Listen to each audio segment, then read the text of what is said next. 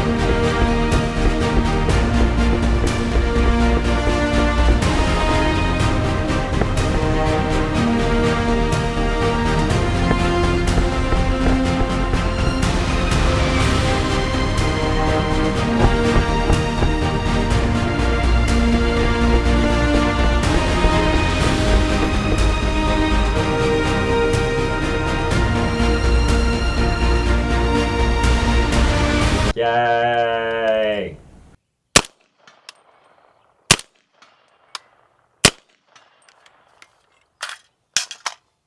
Welcome back to the VSO Gun Channel. Thanks for joining us here today. It's excellent to have you here as always, and thank you for watching. First off, thank you to all of you who have asked in all of the social medias about how my hand is doing.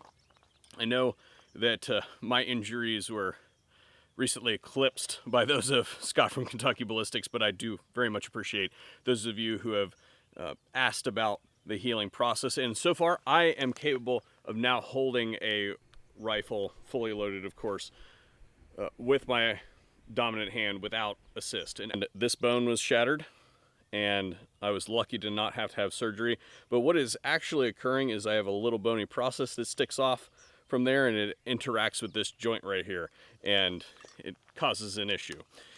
I can't do chin-ups yet or anything like that. About 45 to 50 pounds in the fingers is about what I can handle. I can do all the push exercises all day long.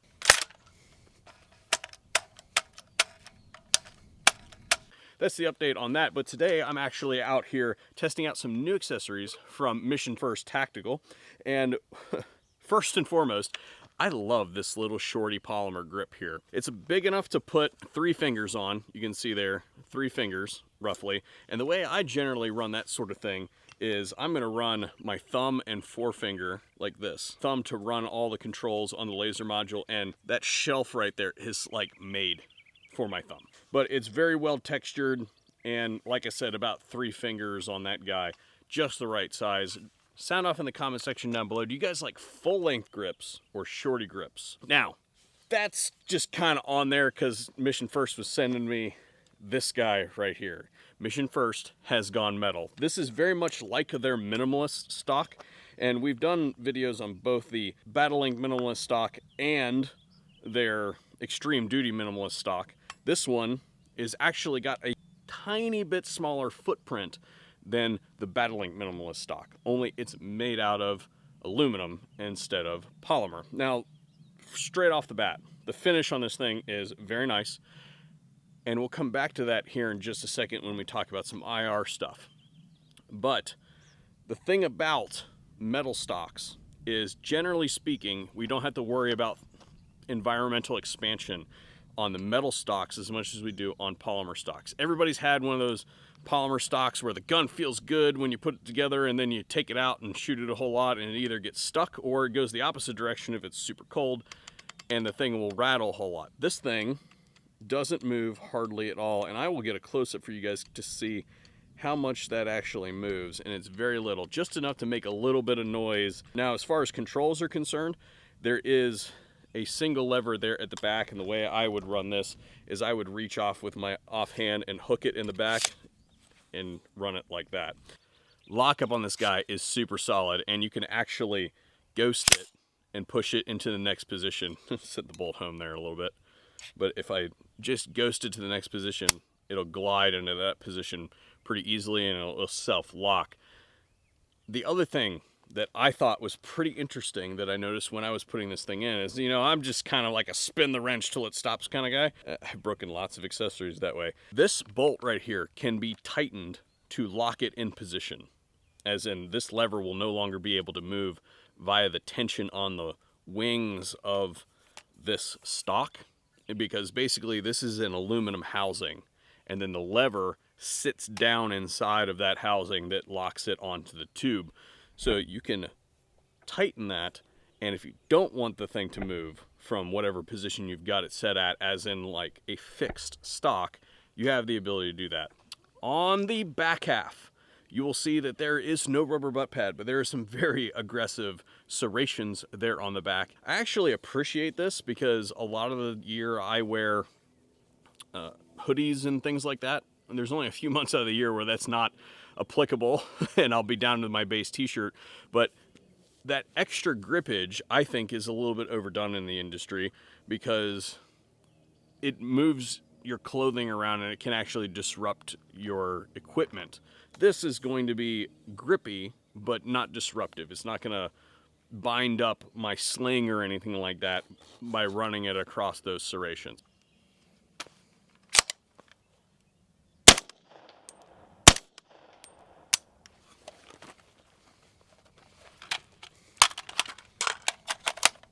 Integrated in that is a rear sling position. Now, it doesn't actually go in this way, it goes in this way, and you can see that that is built up for any of you people that want to run a QD swivel stud on your stock.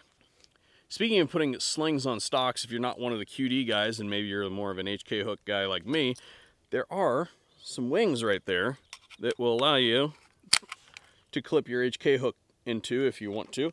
Now, the only thing I will say about that is these are aluminum wings and they're relatively thin. I'm not sure that I would swing the gun around like a lasso from that, although you could argue that you're putting steel ball bearings into this QD swivel stud and it's made out of aluminum, and we're used to doing that on rails and things like that as well, so I'm not so sure about that. It's probably all right. Contours. I have not yet had a problem with any of my beard hair getting caught in that junction right there, and there's not a whole lot of other mechanisms like a lever system up here at the front where your face goes to be able to catch yourself in there. And as far as the contours are concerned, it's a fairly, again, minimalist setup, but there are accommodations for your face in there as far as cutouts for where your face is supposed to actually go. Now, I have something really cool that I need to show you guys about this stock, and for that we're going to have to run back to the vault because I need complete darkness for this.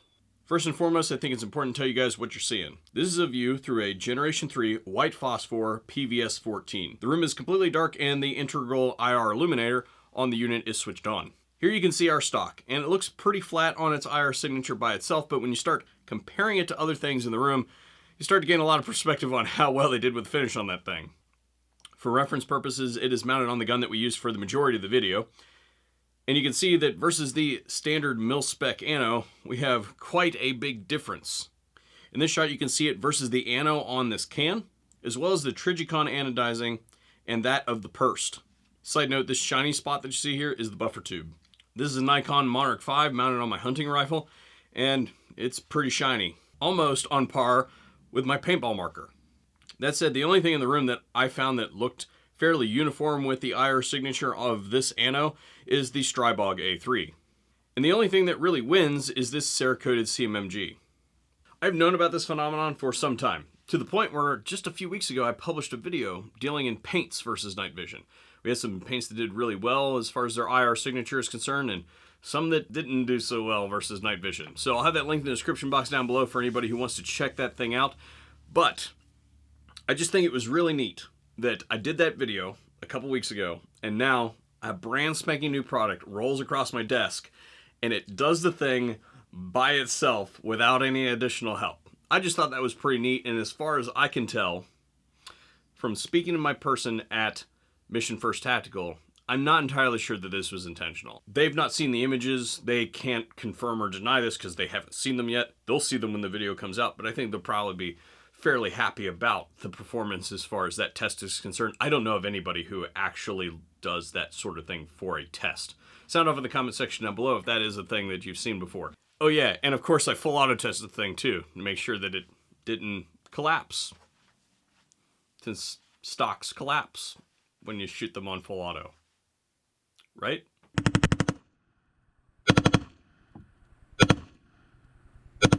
That's all I've got on the aluminum Battlelink Minimalist stock. I hope that you guys enjoyed today's video.